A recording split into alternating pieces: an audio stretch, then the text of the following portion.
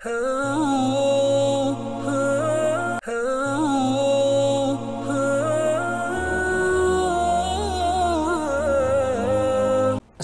அலைக்கும் வரஹ்மத்துல்லாஹி வபரகாத்துஹு.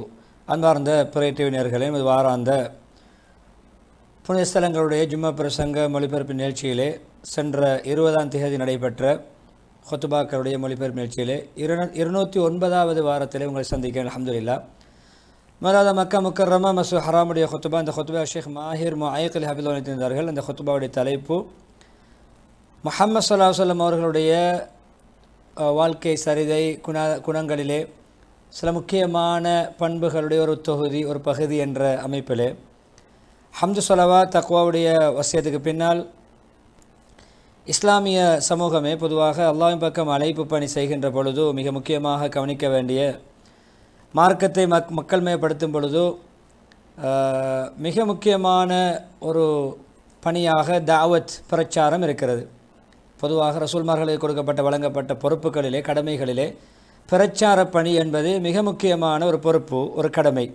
அவர்கள் நலவின் பக்கம் அழைக்கக்கூடியவர்களாக இருந்தார்கள், நேர்வழி காட்டக்கூடியவர்கள் இருந்தார்கள். முழு மனித சமுதாயத்துக்கும் நன்மை புரியக்கூடியவர்களுக்கு, அல்லாஹ்வுக்கு வழிபட்டு நடக்கக்கூடியவர்களுக்கு மகத்தான கூலி இருப்பதாக, நன்மாராயம் சொல்லக்கூடியவர்களாக, பாக்கியங்கள் இருப்பதாக, நன்மாராயம் சொல்லக்கூடியவர்களாக, தவறு செய்யக்கூடிய பாவிகளுக்கு பயங்கரமான தண்டனைகள் இருக்கின்றன என்ற எச்சரிக்கை செய்யக்கூடிய, நன்மாராயம் கூறக்கூடியவர்களாகவும் எச்சரிக்கை கூட செய்யக்கூடியவர்களாகவும் வந்திருந்தார்கள். நாம் நல்லவர்களுக்கு நன்மைகளை கொண்டும் தீயவர்களுக்கு தண்டனைகளை கொண்டும் நன்மாராயமும் எச்சரிக்கையும் செய்யக்கூடிய அப்படிப்பட்ட ரசூல்மார்களை அனுப்பினோம். ஏன் தெரியுமா? ரசூல்மார்களை அனுப்பி நாங்கள் இப்படி மக்களுக்கு புத்தி சொன்னது, மக்களுக்கு அல்லாஹ்வுடைய விடயத்தில் சான்றுகள், சாட்சிகள், அத்தாட்சிகள் உண்டாகிவிடக்கூடாது. அல்லாஹ் யாரை அனுப்பவில்லை, சொல்லவில்லை, எங்களுக்கு புத்திமதி சொல்ல யாரும் வரவில்லை என்று காரணம் கற்பிக்கக்கூடாது ரசூல்மார்கள் வாழ்ந்து சென்ற பிறகு. எனவே அல்லாஹ் அனுப்பி வைத்தான் ரசூல்மார்களை நல்லவர்களுக்கு நன்மாராயம் சொல்லக்கூடியவர்களாகவும் பாவிகளுக்கு எச்சரிக்கை செய்யக்கூடியவர்களாகவும் என்ற ஆயத்தை ஓதினார்கள். சூரத்து நிசா 165 வசனம். முஹம்மது ஸல்லல்லாஹு அலைஹி வஸல்லம் அவர்கள் மனித இனத்தின் ஆதமுடைய மக்களின் தலைவர். முஹம்மது ஸல்லல்லாஹு அலைஹி வஸல்லம் அவர்கள் தூதுவதை வைத்தார்கள், அமானிதத்தை செவ்வனை நிறைவேற்றினார்கள், உம்மத்துக்கு நலவு நாடினார்கள், அல்லாஹ்வுடைய பாதையில் உரிய முறைப்படி போராடினார்கள். அவர்களுக்கு மௌத்து வரும் வரைக்கும் இந்த தியாக மனப்பான்மையோடு வாழ்ந்து வஃபாத்தாகினார்கள்.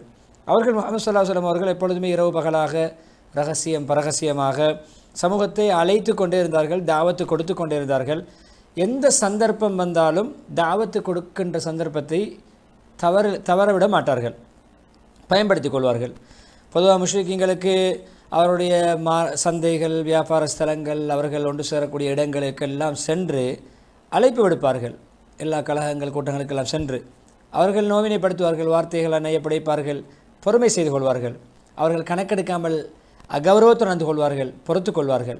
இமாம் அஹ்மது ரஹிமஹுல்லாஹ்வுடைய முஸ்னத் என்ற அந்த கிரந்தத்தில் பதிவு செய்தார்கள். ஜாபிர் ரலியல்லாஹு அறிவிக்கிறார்கள், நபி ஸல்லல்லாஹு அலைஹி வஸல்லம் அவர்கள் 10 வருடங்கள் மக்களுக்கு பின்னால் தங்குமிடங்களிலே, மிஜன்னா என்று சொல்லக்கூடிய, ஒக்காத் என்று சொல்லக்கூடிய பஜார்களிலே சுற்றி கொண்டே இருப்பார்கள்.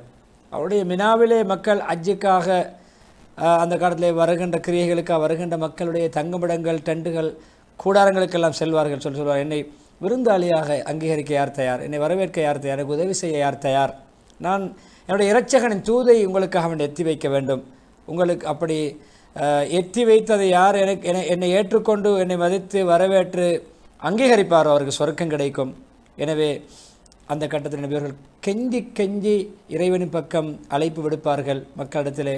ஆனால் யாரும் நபியவர்களுக்கு உதவி செய்ய மாட்டார்கள், இடமளிக்கவும் மாட்டார்கள். அந்த காட்சியை நான் கண்டிருக்கேன் என்று ஜாபிர் சொல்கிறார்கள். மூமின்களை பொதுவாக ரசூலுல்லாஹி ஸல்லல்லாஹு அலைஹி வஸல்லம் அவர்கள் தன்னுடைய மேலெண்ணத்தை உள்ளத்தில் பதித்தவர்களாக, ஆதரவு வைத்தவர்களாக, அவர்கள் மீண்டும் மீண்டும் மக்களுக்கு சொல்லி சென்று கொண்டிருப்பார்கள். அவருடைய கருணை, பாசம், அன்பு, மக்களின் மனமான வாழ்க்கையை வாழ வேண்டும் என்பதற்காக வேண்டி, இம்மையில் நிரந்தர வாழ்க்கையிலே, மறுமையிலே நிரந்தரமான சுகண்டியிலே, சுவர்க்கத்திலே வாழ வேண்டும் என்பதற்காக வேண்டி நபியவர்கள் கரிசனை காட்டி கொண்டிருந்தார்கள். மிகவும் மக்களுடைய இடத்திலே கரிசனை காட்டி, அக்கறை காட்டி, எந்த அளவுன்னு சொன்னால் சில வேளை கை செய்தப்பட்டு கவலைப்படுவார்கள். ஏன் என்னை கணக்கெடுக்காமல் இருக்கிறார்கள், ஏன் என்னை ஏற்றுக்கொள்ளாமல் இருக்கிறார்கள் எல்லாம் கவலைப்படுவார்கள்.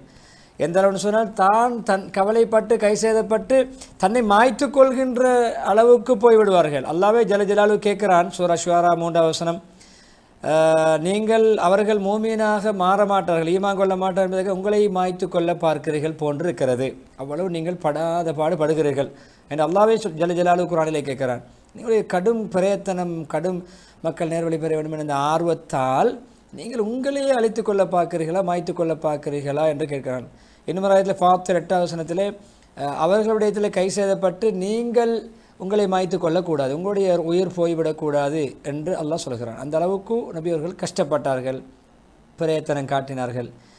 நபி ஸல்லல்லாஹு அலைஹி வஸல்லம் அவருடைய கவலை அல்லாஹ் எப்படி வர்ணிக்கிறான் என்றால், எப்படி எதற்கு ஒப்பாக்குறான் என்றால், குடும்பம் தன்னுடைய நேசர்கள் பிரிந்து ஒரு மனிதர் தன்னுடைய நேசத்துக்கு ஒரு மனிதரை பிரிந்தால் அந்த பிரிவால் வாடுகின்ற அந்த தன்மைக்கு அல்லாஹ்படுகிறான். எப்படி ஒரு கவலையான கட்டத்தில் இருப்பார்களோ, தன்னுடைய அன்பரை பிரிந்த சோகத்தில் இருப்பார்களோ, அது போன்று நீங்கள் ஆகிவிடுகிறீர்களே, உங்களை ஆக்கிக் கொள்கிறீர்கள் என்று அல்லாஹ் கேட்கிறான். சூரா கஹஃப் 6வது வசனம். நீங்கள் அவர்களுக்கு பின்னால் சென்று அலைந்து பிரச்சார பணி செய்து தாவத்து கொடுத்து மக்களுடைய காலடிக்கு சென்று தாவத்து கொடுத்து பின்னால் அலைந்து அவர்களுடைய அடிச்சுவடுகளை பின்பற்றி பின்னால் சென்று அவர்கள் ஈமான் கொள்ளவில்லை, அவர்கள் ஈமான் கொள்ளாவிட்டால், இந்த குர்ஆனை கொண்டு ஈமான் கொள்ளாவிட்டால் கை சேதத்தால் உங்களை அழித்து கொள்ள பார்க்கிறீர்கள், மாய்த்து கொள்ள பார்க்கிறீர்களே என்று அல்லாஹ் கேட்குறான். நீங்கள் விரும்பியவர்களுக்கு நேர்வழி காட்ட முடியாது, அல்லாஹ் நாடியவர்களுக்கு தான் நேர்வழி கொடுப்பான், நேர்வழி காட்டுவான். அல்லாஹ்வுக்கு யார் நேர்வழி பெறுவார்கள் என்பது நன்கு தெரியும் என்று சூரா கஸஸ் 56வது வசனத்தில் அல்லாஹ் கொஞ்சம் ஆறுதல் படுத்தும்.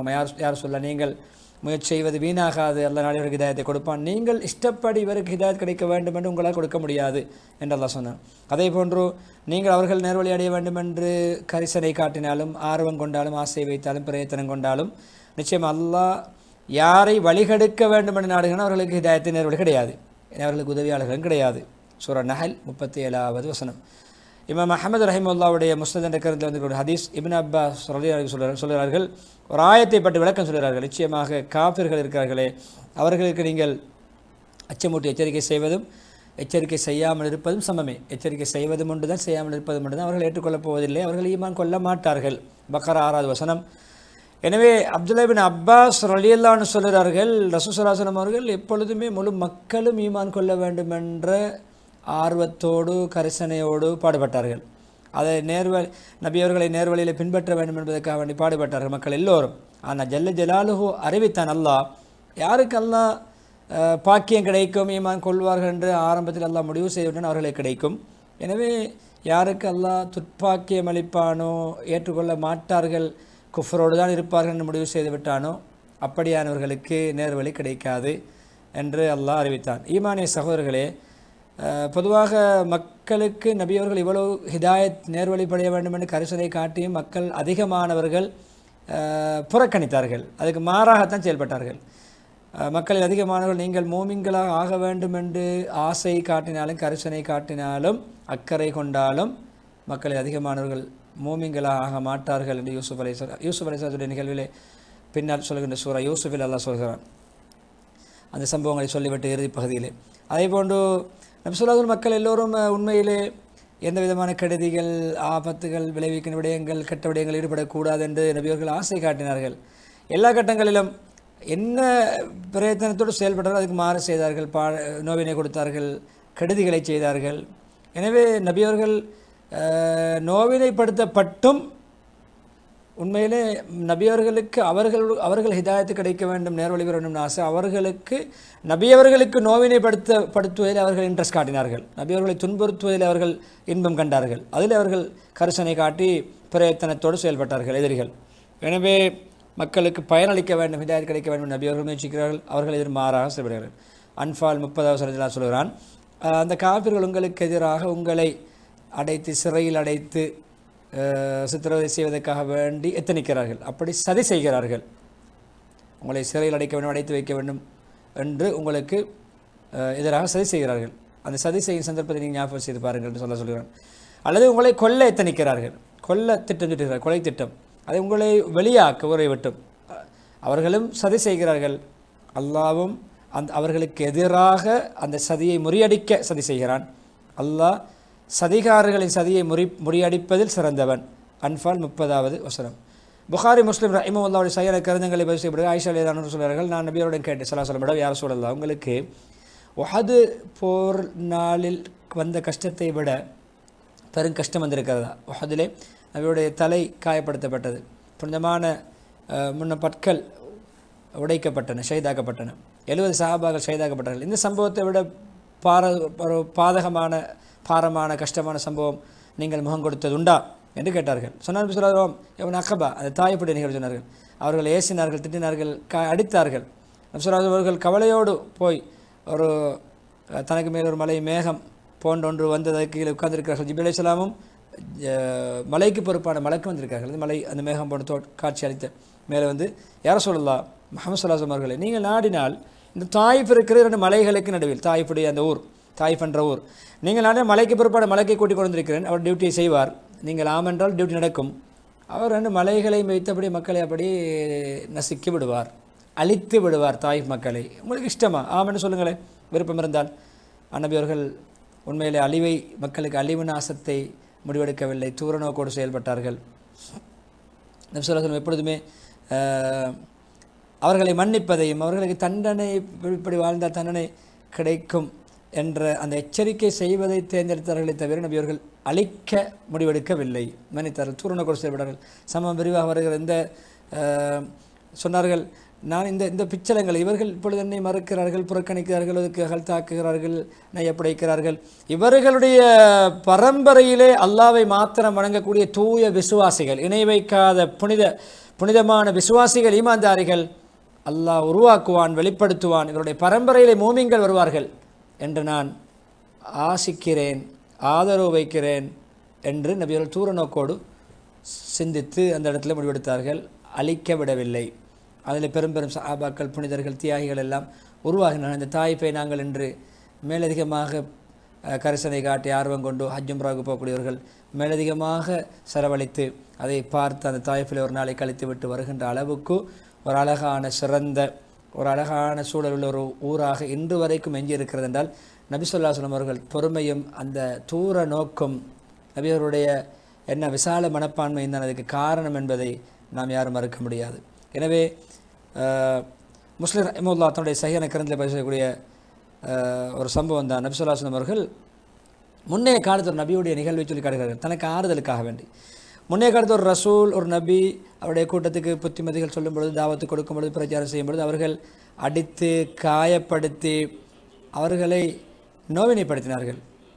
அப்படி நோவினைப்படுத்துகின்ற பொழுது அந்த நபி அவர்கள், காயப்பட்ட நபி அவர்கள் இரத்தத்தை, தன்னுடைய முகத்திலிருந்து இரத்தத்தை துடைத்தவர்களாக, அல்லாஹ் மக்ஃபிர் லி கௌமி ஃபைன்னஹும் லா யஅலமூன், நபி யா அல்லாஹ் என்னுடைய கூட்டத்தாரை மன்னிப்பாயாக, அவர்களுக்கு விளங்காமல் செய்கிறார்கள், விளங்காமல் என்னை தாக்குகிறார்கள், எனக்கு அநியாயம் செய்கிறார்கள், காயப்படுத்துகிறார்கள் என்று இஸ்திக்ஃபார் செய்ததாக அந்த சம்பவத்தை நபி அவர்கள் சொல்லி காட்டி தன்னுடைய இந்த நிகழ்வில் தனக்கு மன ஆறுதலை பெற்றுக்கொண்டார்கள். முன்னே நபிமாருடைய தியாகத்தை ஞாபகம் கூர்ந்து தனக்கு ஆறுதல், மன தைரியத்தை உருவாக்கி கொண்டார்கள்.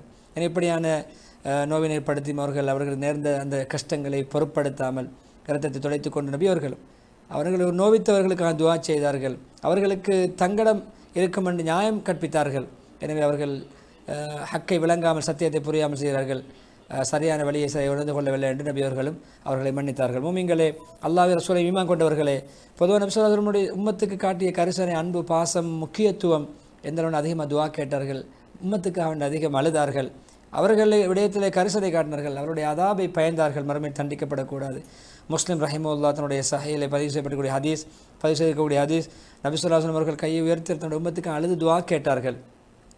அழுது துஆ கேட்டு மன்றாடி கொண்டிருக்கின்ற பொழுது அல்லாஹ் சொன்னானா ஜிப்ரீல் அலைஹிஸ்ஸலாம், ஜிப்ரீல் போங்கள் முஹம்மது ஸல்லல்லாஹு அலைஹி வஸல்லம் போய், அல்லாஹ்வுக்கு தெரியும் என்ன கேட்கிறார்கள், என்ன செய்கிறார்கள், எல்லாம் தெரியும். அப்பொழுது தேடி போய் ஜிப்ரீல் ஸல்லல்லாஹு அலைஹி வஸல்லம் சொன்ன, நபியோரிடம் சொல்லுங்கள், அல்லாஹ்வுக்கு தெரியும் உங்களை அழ வைத்த காரணம் என்ன, உங்களை அழுகை ஏற்படுத்தக்கூடிய காரணம் என்னன்னு கேட்டார்கள். ஜிப்ரீல் அலைஹிஸ்ஸலாம் அவர்கள் வந்து கேட்டார்கள், ஏன் அழுகிறீர்கள்? நபி சொன்ன, உம்மத்துக்காக அழுகிறீர்கள், உம்மத்து பாதுகாக்கப்பட வேண்டும். அல்லாஹ்வுக்கு தெரியும், கேட்க வைத்து அல்லாஹ்வுடைய சம்பவங்களை உருவாக்கி நமக்கு அல்லாஹ் நபியோடைய உம்மத்தின் மீது பற்றை வெளிப்படுத்துகிறான். அது அல்லாஹ்வோடு ரசூலோடு முடிந்திருந்தால் நமக்கு இந்த செய்தி வந்திருக்காது. அல்லாஹ் கேட்டதை கொடுத்திருந்தால், ஏதோ ஜிப்ரீல் அனுப்பி உரையாட வைத்து கேட்க வைத்து நமக்கு ஒரு நபியவர்களுடைய சமூக பற்றை கரிசனையை காட்டுகிறான் சொன்னார்கள்.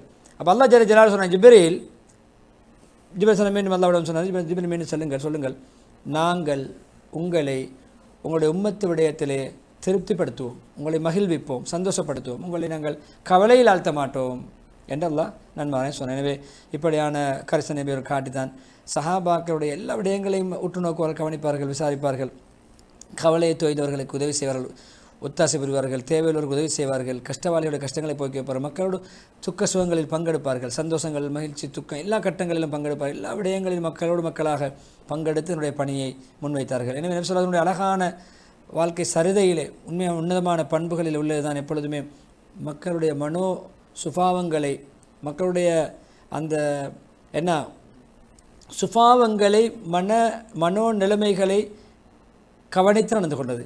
புகாரி, முஸ்லிம் ரஹிமஹுல்லாஹ் ரிவாயத் சொன்னார், நபி ஸல்லல்லாஹு அலைஹி வஸல்லம் என்னுடைய மூமின்களுக்கு பாரமாகிவிடும், சிரமமாகிவிடும் என்று மாத்திரம் இல்லாவிட்டால் எந்த போருக்கும் நான் போகாமல் இருந்திருக்க மாட்டேன். என்றாலும் நான் உங்களை எல்லோரையும் ஏற்றுக்கொண்டு போகிறதுக்கு எனக்கு வாகன வசதியும் கிடையாது, அந்த எல்லோரும் போகின்ற அளவுக்கு எனக்கு சில வேலை வசதி வாய்ப்புகள் கிடையாது, அவளை எல்லோரையும் ஏற்றுக்கொண்டு போக. அதே போன்று சஹாபாக்களுக்கும் என்னோடு செல்வதற்கு எல்லோரும் வசதி உள்ளவர்கள் அல்ல. எனவே மாறி மாறி நான் ஈடுபடுகிறேன், சில வேளை நான் ஜமாத்துக்கு அனுப்பி வைக்கிறேன், சில வேளை நானும் போகிறேன். எனவே எல்லாவற்றிலும் நான் கலந்து கொண்டால் மூமின்களுக்கு பாரமாகிவிடும் என்றுதான் நான் அப்படி நடந்து கொள்கிறேன், விட்டு. எனவே அவருடைய மனசு எனக்கு பின்னால் நான் போய் அவர்கள் என்னோடு சேர்ந்து வராவிட்டால் ஒரு மன சங்கடம் ஏற்படும், மன வருத்தம் ஏற்படும் அல்லவா என்று சொன்னார்கள். மாலிக் பின் ஹுவைர் சொல்லியிருக்கிறார்கள், நாங்கள் ரசூல் ஸல்லல்லாஹு அலைஹி வஸல்லம் வந்தோம், நாங்கள் கிட்ட வயசுள்ள வாலிபர்கள், 20 நாட்கள் தங்கினோம். 20 நாள் தங்கி நின்று நபியோடு சில விடயங்களை படித்து கொண்டோம் இவருடைய பாசறையிலே. அப்போ நபி ஸல்லல்லாஹு இரக்கம் உள்ளவர்கள், பாசம் உள்ளவர்கள். நாங்கள் 20 நாளைக்கு பின்னால் வீட்டுக்கு குடும்பத்தார்களை பார்க்க வேண்டும் என்று ஆசைப்படுவது போன்று நபியவர்களுக்கு விளங்கியது, அந்த அடையாளம் விளங்கியது. எங்களுக்கு கேட்டார்கள், யார் உங்களுக்கு பின்ன யார் யாருடைய உறவுகளை பிரிந்தது, யாருடைய பெற்றோர்கள், சகோதரர்கள் என்று நாங்கள் சொன்னோம். உறவுகளை பிரிந்த உறவுகளை சொன்னால், நீங்கள் போங்கள், வீட்டுக்கு போங்கள், வீட்டுக்கு சென்று குடும்பத்தாரிடம் சென்று அங்கு நீங்கள் தங்கியிருந்து கொஞ்ச நாள் மதரசா மாணவர்களை வீட்டுக்கு லீவுக்கு அனுப்புவது போன்று, விடுமுறைக்கு அனுப்புவது போன்று போங்கள். விடுமுறைக்கு செல்லும் மாணவர்களுக்கு புத்திமதி, குடும்பத்தார்களுடன் தங்கி இருந்து அவர்களுக்கு எங்கு படித்த விடயங்களை நீங்கள் படித்துக் கொடுங்கள். மதரசாவிலே, பாசறையிலே, கலாச்சாலையிலே படித்ததை நீங்கள் அங்கு போய் படித்து கொடுங்கள். அதே போன்று அவர்களுக்கு அல்லாஹ்வுடைய கட்டளைகளை சொல்லிக் கொடுங்கள் என்றெல்லாம் நல்லவற்றை ஏவுங்கள் என்று புத்திமதி சொல்லி அனுப்பினார்கள். எனவே அது இரக்கம். நபியோட மாணவர்களுக்கு இடையிலே விடுமுறை கொடுத்தார்கள். அதே நேரம் உண்மையிலே இப்படியான அன்பு, பாசம், கருணை உம்மத்து ஈடேற்றம் பெற வேண்டும் என்பதற்காக வேண்டி எந்த அளவு நபி அவர்கள் பாடுபட்டார்கள். கரிசனை ஒரு மனிதர் நெருப்பு மூட்டுகிறார், ஈசல்கள் எல்லாம் வந்து அதிலே அப்படி அதில் நெருப்பிலே விழப்பாக்கிறது. அவர் அந்த ஈசல்கள் நெருப்பில் விழாமல் தட்டி விடுகிறார், ஈசல்களை காப்பாற்றுகிறார், பாதுகாக்கிறார். அது போன்றுதான் நான், என்னுடைய உதாரணம் அப்படித்தான். நரகத்தில் நீங்கள் விழாமல் நான் தடுத்து நிறுத்துகிறேன், உங்களை பாதுகாக்கிறேன், நல்வழி காட்டுகிறேன், புத்திமதி சொல்கிறேன். நான் உங்களுடைய இடுப்பை பிடித்து நரகத்துக்கு போகாமல் இழுக்கிறேன், நீங்களோ என்னுடைய கையை தட்டிவிட்டு நரகத்துக்குள், அந்த நெருப்புக்குள் ஈசல் விழுவது போன்று நரகத்தை நோக்கி செல்கிறீர்களே என்று ஆதங்கப்பட்டார்கள். முஸ்லிம் ரஹ்மத்துல்லாஹி ரிவாயத். மூமின்களே, பொதுவாக நபி ஸல்லல்லாஹு அலைஹி வஸல்லம் அவர்கள் உம்மத்துடைய விடயத்தில் மிகவும் மார்க்கத்தை தெளிவுபடுத்த வேண்டும் என்பதற்காக கரிசனை காட்டினார்கள். ரசூல் அவர்களே, தூதுவரே, நீங்கள் உங்களுக்கு அல்லாஹ் புறமிருந்து இறக்கப்பட்டதை, இறைவன் புறமிருந்து இறக்கப்பட்டதை நீங்கள் எத்தி வையுங்கள். மாயிதா 67 தப்லீகுடைய அந்த சட்டம், எத்தி வைப்பதனுடைய அந்த கட்டளையுடைய ஆயத்.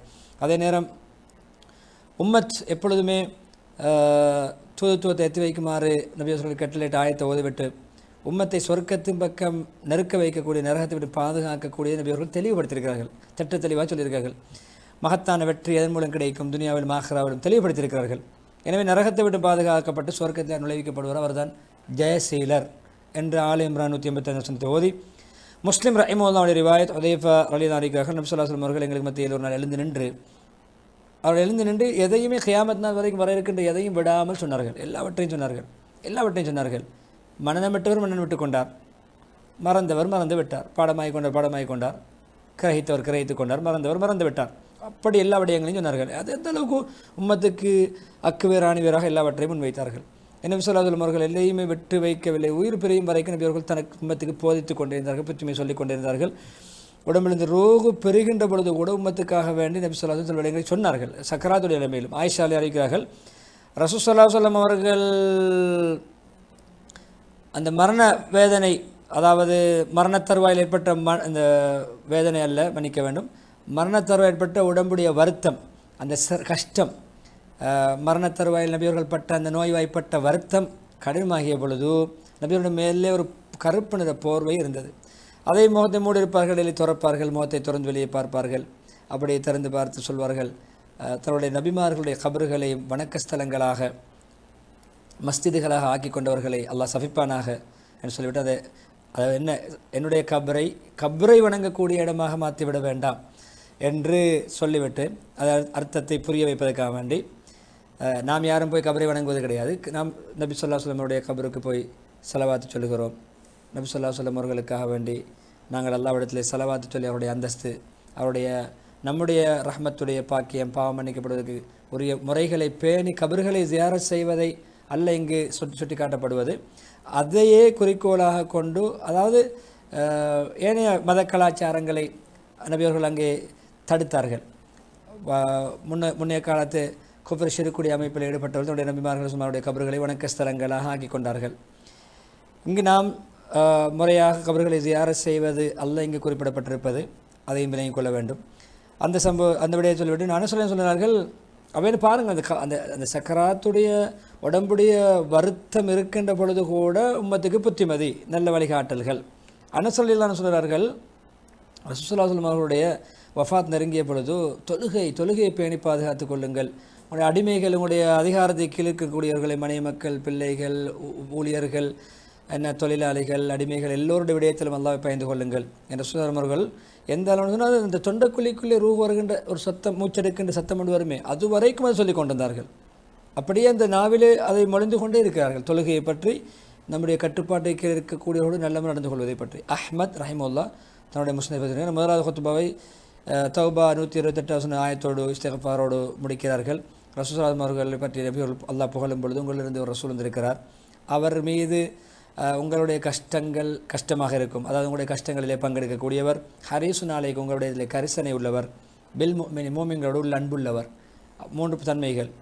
உங்களுடைய கஷ்டம் அவருக்கும் கஷ்டம் போது உங்களுடைய கஷ்டங்களிலே பங்கெடுப்பார், உங்களுடையத்திலே அக்கறை உள்ளவர், சமூக பற்றுள்ளவர், மோமின்களோடு உள்ள அன்புள்ளவர், பாசம் உள்ளவர் என்று சொல்லி சொல்லி முதலாவது கொத்துபாயை முடித்துவிட்டு இரண்டாவது கொத்துபாய் ஹம்து ஸலவாத் தக்கூடிய பின்னால் மோமின்களை இப்போ நபி ஸல்லல்லாஹு அலைஹி வஸல்லம் அவர்கள் தன்னுடைய உம்மத் எப்பொழுதுமே துனியாவுடைய வாழ்க்கையில் எந்த துறையில் ஈடுபட்டாலும் அவர்கள் மறுமையை இலக்காக கொண்டு தான் வாழ வேண்டும் என்பதை கரிசனை காட்டிய அப்படியான விடயங்கள், அது முடிவுறாத விடயம், எப்படி இறுதி வரைக்கும் பாடுபட்டார்கள். என்னென்னு சொன்ன சில இங்கு உலகத்தோடு மாத்திரம் முடிவுறக்கூடிய அந்த அக்கறை அல்ல, மறுமையிலும் தொடரும். அதுதான் கத்திபார்கள். உலகத்தில் மாத்திரமல்ல, மறுமையிலும் சமூகத்துடைய அக்கறை உள்ளவர்கள், சமூகத்தின் மீது அக்கறை உள்ளவர்கள், கரிசனை உள்ளவர்கள். எல்லா நபிமார்களும் நஃப்சி நஃப்சி, என்னுடைய ஆத்மா, நான் தப்பினால் நான் பிழைத்தால் போதும் என்ற எவ்வளவு பயங்கரமான அந்த சந்தர்ப்பத்தில் கூட புகாரி, முஸ்லிம் ரஹிமஹுல்லாவுடைய சஹியான கிரந்தங்கள் வந்திருக்கிறது. கியாமத் நாள் வந்து மக்கள் எல்லாம் அலை மோதுவார்கள், ஒருவர் இன்னொரு சேர்ந்து எல்லோருமே ஒருவர் கூட்டமாக எல்லா நபிமார்களும் செல்வார்கள், சென்றுட்டு என்னிடம் வருவார்கள். எல்லா நபிமார்களும் சொன்னாலும் பின்வாங்குவார்கள், எல்லாவோட பேசுவதற்கு மன்றாடுவதற்கு என்னிடம் வருவார்கள்.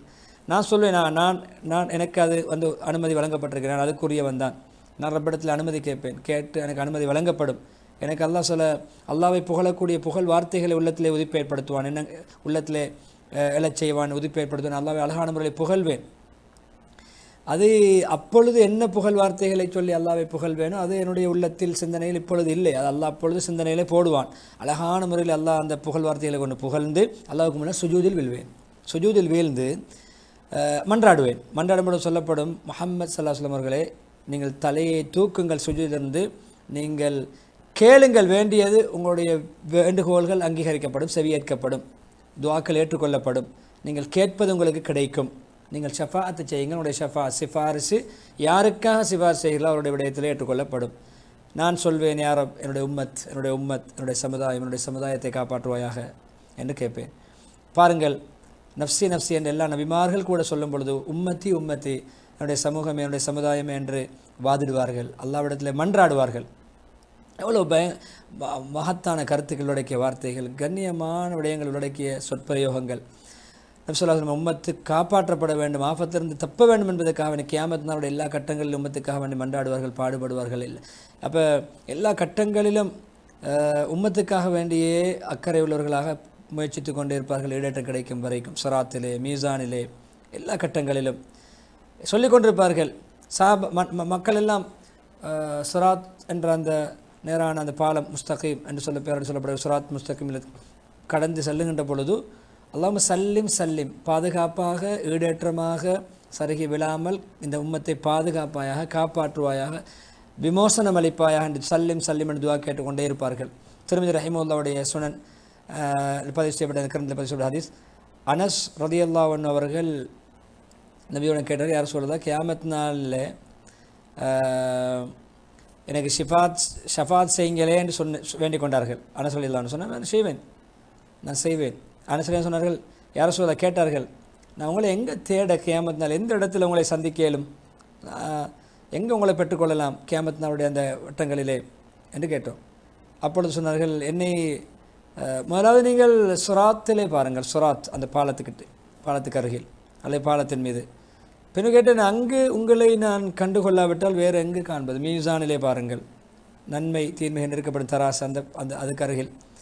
கேட்டேன், அங்கும் உங்களை நான் மீசானிலும் உங்களை கண்டுகொள்ளாவிட்டால் அந்த ஹவுதுல் கௌசர் என்று சொல்லக்கூடிய நீர் தடாகத்தில் அதுக்கு பக்கத்தில் என்னை சந்தித்து கொள்ளுங்கள்.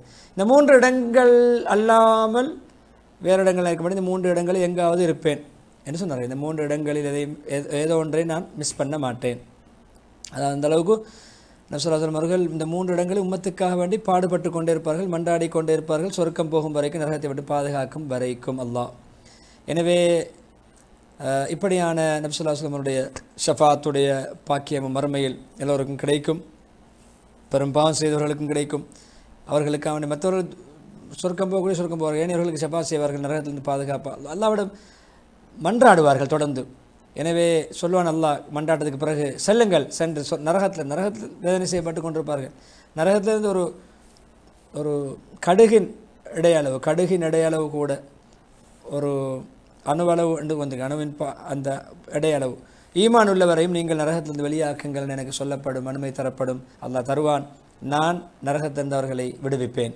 புகாரி முஸ்லிம் ரிவாயத்தை சொல்லி, எனவே நபி ஸல்லல்லாஹு அலைஹி வஸல்லம் அவர்களை நாங்கள் பின்பற்ற வேண்டும். உண்மையான அவருடைய அன்பு, பற்று, கரிசனை விடயங்களை நாங்கள் உணர்ந்தோம். எனவே நபி ஸல்லல்லாஹு அலைஹி வஸல்லம் அவர்களுக்கு நாமும் கடமைப்பட்டிருக்கிறோம். அவர்களை பின்பற்ற வேண்டும், நேசிக்க வேண்டும், பின்பற்ற வேண்டும். அவருடைய அன்பு நமக்கு முக்கியம். அவர்களை பின்பற்றுவதற்கு அல்லாஹ்வுடைய அன்பு கிடைக்கும் என்று சொல்லி அதை விடயத்தை ஞாபகப்படுத்தி அதிகம் ஸலவாத் சொல்ல வேண்டும். ஆல் இம்ரான் 31 வசனத்தோடு ஸலவாத் சொல்லி துஆ பார்த்து முடிவு செய்கிறார். குத்பா முடிவு கொண்டுகிறார்கள், நபியே நீங்கள் சொல்லுங்கள், உங்களுடைய சமுதாய உம்மத்தை பார்த்து, நீங்கள் அல்லாஹ்வை நேசிக்கக்கூடியவர்களாக இருந்தால் என்னை பின்பற்றுங்கள், நபியாகிய என்னை பின்பற்றுங்கள், ரசூலாகிய அல்லாஹ் உங்களை நேசிப்பான். இரண்டாவது அல்லாஹ் உங்களை மன்னிப்பான் பாவங்களை. அல்லாஹ் கிருபை உள்ளவன், மன்னிக்கக்கூடியவன் என்ற ஆயத்தை மோதி துஆ பிரார்த்தனை முடிவு கொண்டுள்ளார்கள். விளம்பர இடைவேளை தொடர்ந்து மதீனா முனவ்வராவுடைய குத்பாவை இன்ஷா அல்லாஹ் நாம் பார்க்கலாம்.